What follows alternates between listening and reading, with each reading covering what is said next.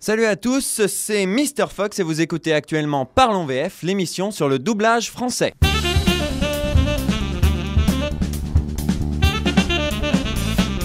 Amadeus, un film de Milos Forman qui date de 1982. Alors Amadeus, de quoi ça parle? Je pense que vous vous en doutez un petit peu. Ça parle de la vie de Wolfgang Amadeus Mozart, mais plus précisément sa vie à travers un homme, Antonio Salieri, qui était donc un compositeur italien et qui voulait célébrer Dieu par sa musique. Mais hélas, il est tombé sur Mozart, qui est un garçon grivois, obscène, qui ne respecte rien, et qui pourtant joue une meilleure musique que lui, enfin compose une meilleure musique que lui. Donc Salieri, pour parler franchement, il est grave vénère, et il va tout faire pour détruire Mozart. Inimitable. Jalousé.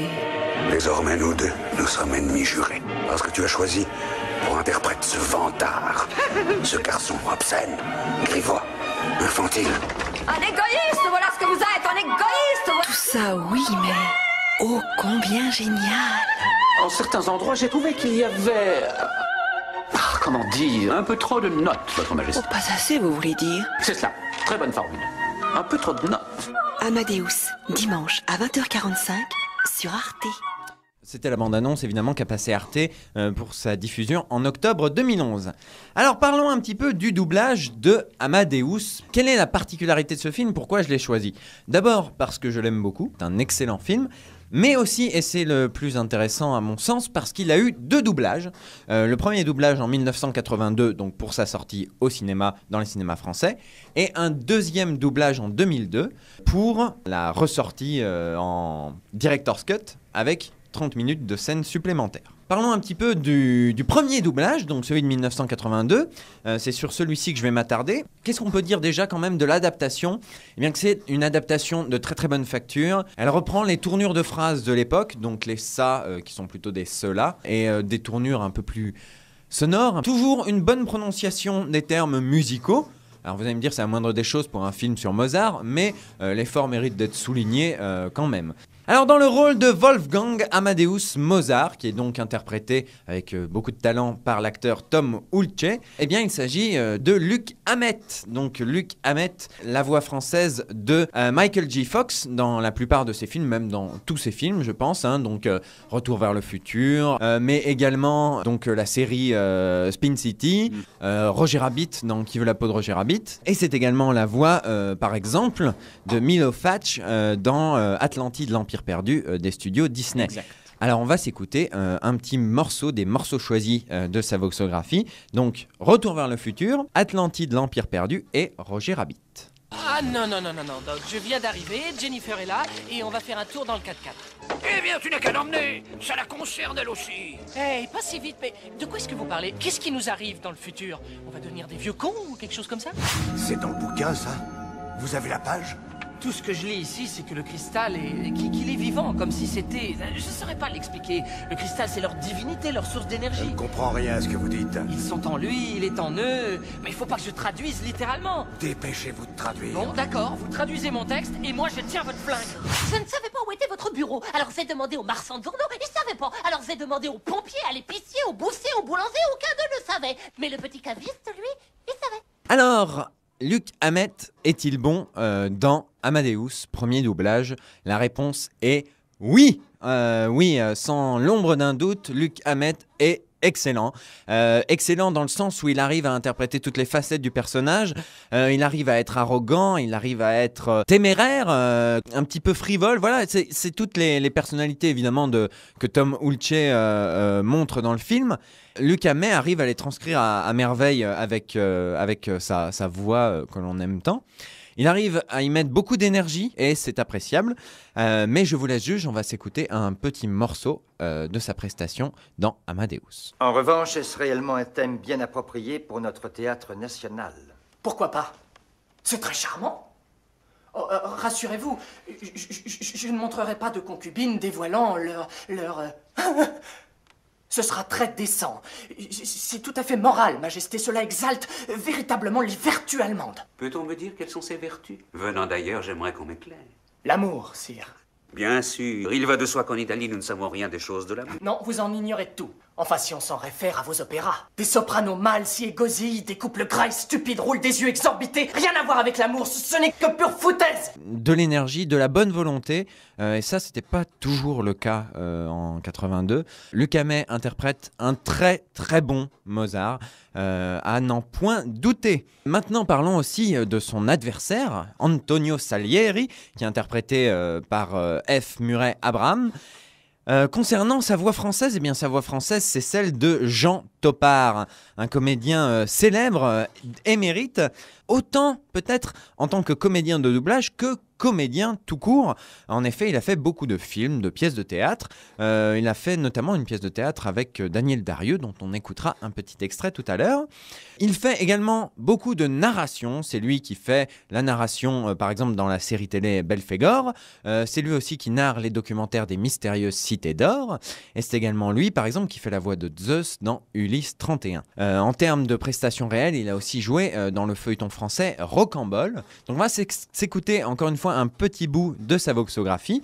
Donc, Comme un oiseau, la pièce de théâtre de 1965 avec Daniel Darieux dont je parlais tout à l'heure, et un extrait de sa narration dans les mystérieuses cités d'or. Vous voilà d'accord, tous les deux, pour vous foutre de moi. Non, Bill n'y est pour rien, c'est moi. Je n'ai pas rompu avec lui comme je te l'avais promis. Mais bien sûr, m'as-tu jamais dit la vérité sur quoi que ce soit? Je t'ai dit que je t'aimais, et c'était vrai. J'ai longtemps pensé que nous parlions la même langue, toi et moi, c'était faux. Il a fallu qu'un type tombe de sa bicyclette pour que je m'en aperçoive, mais je t'assure que j'ai compris la leçon. Les Espagnols ne découvrirent jamais Machu Picchu, la ville secrète des Incas. C'est un jeune explorateur américain, Bingham, qui découvrit un jour cette ville étonnante, flottant entre les cimes. Voilà, donc la voix, vous l'entendez, posée, grave, rassurante quelque part. Très très jolie voix qui nous berce. Alors, qu'en est-il dans Amadeus? Eh bien, dans Amadeus, cette voix sert complètement le personnage de Antonio Salieri. En effet, Salieri affiche toujours un calme impassible. En même temps, il ne faut pas qu'il soit démasqué. Il affiche toujours une sérénité, mais avec toujours une gravité dans la voix que seul Jean Topart sait afficher. Il y a toujours aussi un petit sentiment de colère qu'il arrive à jouer avec beaucoup de finesse. C'est vraiment éblouissant la manière dont Jean Topart sert ce personnage. Et on va encore une fois écouter un court extrait d'Amadeus où Jean Topart s'exprime en tant que Salieri. Désormais, nous deux, nous sommes ennemis jurés.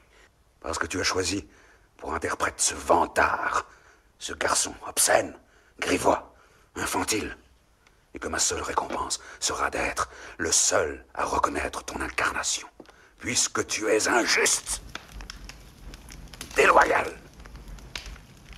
cruel. J'entraverai, je ferai du mal à ta créature sur terre de toutes mes forces. Oui, moi, je veux ruiner ton incarnation. Voilà, donc la voix de Jean Topart, vous l'entendez, il arrive à mettre dans cette voix de la force, de la colère, de la rancune envers Mozart. Ça s'entend, la manière dont il parle, de cet être arrogant. C'est toujours les tons toniques dans les voix qui sont toujours très importants dans le doublage.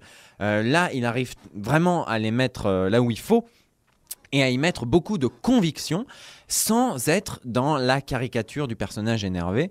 Ce duo, car c'est un duo Mozart-Salieri, donc Luc Hamet et Jean Topart, vraiment a une force vraiment considérable qui sert vraiment le film. Le film en VO est vraiment magnifique, mais le film en VF a vraiment une force grâce à ces interprètes français qui mettent beaucoup de cœur à l'ouvrage sans tomber, encore une fois, dans le jeu d'acteur caricatural comme c'est le cas parfois.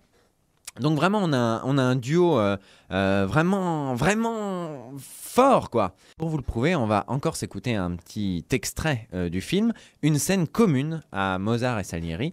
On écoute et on en parle après. Nous finissons en fa majeur. Oui. Alors maintenant, la mineure. D'abord les voix. Les basses.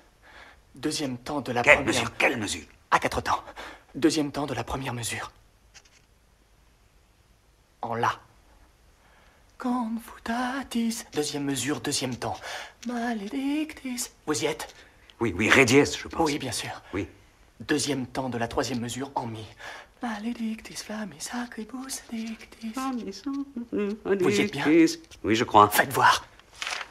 Une courte scène, ma foi, très forte. On est dans les derniers instants de Mozart, puisqu'il met beaucoup de douleur dans cette voix. Il parle à demi-mot. Et on peut entendre les deux comédiens jouer avec beaucoup de justesse. Salieri, dans cette scène, retranscrit ce que lui dit Mozart, tout en nourrissant évidemment des aspirations meurtrière.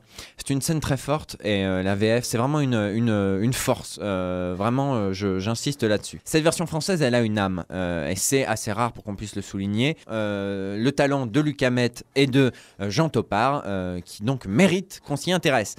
Maintenant, je vais parler du deuxième doublage français, celui de 2002.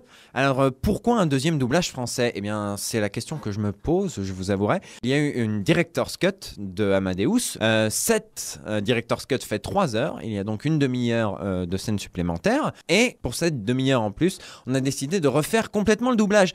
Ce qui est, je trouve, toujours dommage dans la mesure où tous les comédiens sont frais et bien portants. Pourquoi ne pas les rappeler pour doubler les scènes supplémentaires ? Voilà, ouais. C'est dommage qu'on choisisse toujours la solution de redoubler tout un film plutôt que de redoubler certaines scènes et de remasteriser une bande sonore qui est remasterisable. Les Américains le font. Nous autres Français, on a des techniciens que le monde entier nous envie. On peut très bien se débrouiller pour remasteriser des versions françaises. Ce deuxième doublage, il a été réalisé au studio Rosebud en 2002. On retrouve Luc Hamet, donc ils l'ont repris pour le rôle de Wolfgang Amadeus Mozart. Dans le rôle de Salieri, on retrouve Pierre Dourlan. Quid de cette version française ? D'abord, parlons de Luc Hamet. Alors, vous allez me dire, ils ont repris Luc Hamet, donc c'est fantastique. Luc Hamet va pouvoir peut-être améliorer sa première prestation. Eh bien, non, on a une prestation un peu diminuée de notre Luc Hamet. Mais je vous propose d'en être juge vous-même. On va s'écouter un petit extrait de la première version de Amadeus Mozart et la deuxième version juste après, et on en parle tout de suite après. Il y a des choix plus élevés. Élevé, des choix élevés, on entend que ce mot-là, élevé. Eh ben j'en ai une véritable nausée, moi, de toutes ces fariboles élevées, toutes ces vieilles lunes. Pourquoi faudrait-il sempiternellement ne composer que sur le passé, les dieux et les légendes ? Oh, élevé, des choix élevés, on n'entend que ce mot-là, élevé. Eh bien, j'en ai une véritable nausée, moi, de toutes ces fariboles élevées, toutes ces vieilles lunes. Pourquoi faudrait-il sempiternellement ne composer que sur le passé, dieux et légendes ? Je pense que vous avez entendu cette baisse d'énergie. Alors vous vous dites, oui, mais peut-être que Tom Hulce en fait moins aussi et que Luc Hamet a voulu corriger le tir. Eh bien non, Tom Hulce, il met vraiment beaucoup d'énergie. Luc Hamet, il mettait aussi, vous l'avez entendu, de l'énergie dans cette première version française. Dans la deuxième, vous l'entendez, une petite baisse de régime, une petite baisse d'énergie.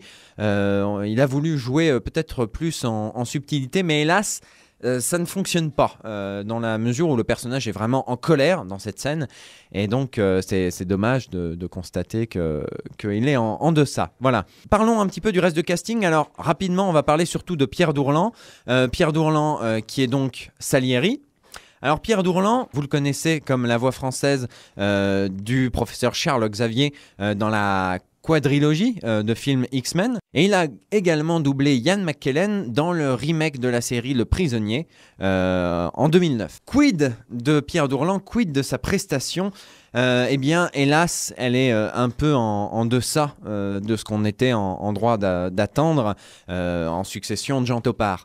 Le personnage de Salieri, on l'a dit tout à l'heure, est plus nuancé, avec une voix toujours basse, grave, jamais vraiment forte, mais avec toujours de la subtilité et de la colère dans la voix qui s'entend sans hausser la voix. Pierre Dourlan n'arrive pas à jouer dans toutes ses subtilités. Il est déjà en dessous de la VO, ça c'est presque normal, mais surtout il est en dessous de notre cher ami Jean Topart. Alors donc du coup, VO ou VF ? Eh bien, c'est un peu compliqué. Moi, je vous dirais déjà, de manière générale, d'aller le voir. Parce que Amadeus, c'est vraiment un grand film, un chef-d'œuvre vraiment de Milos Forman. Milos Forman qui avait réalisé quelques temps plus tôt Vol au-dessus d'un nid de coucou. Version française, version originale. Moi, ce que je peux vous conseiller, c'est d'aller, tant que vous le pouvez, acheter le DVD simple du film, l'édition DVD 1 DVD, pas Director's Cut, parce que ça va être la seule édition où vous trouverez la version française d'origine. Parce que cette version française d'origine, elle vaut le coup. C'est vraiment une version française, je l'ai dit, je me répète, mais c'est vraiment une excellente version française. Les comédiens, ils mettent beaucoup d'énergie, l'adaptation est bonne.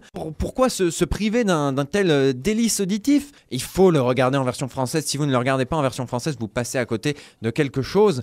Si vous voulez voir le film en Director's Cut, choisissez la version originale, parce que voilà, la deuxième version française est vraiment en deçà, vraiment ça s'entend. Pour conclure, s'il faut voir le film Amadeus, c'est en édition DVD simple, en version non Director's Cut, version cinéma, et en VF, voilà.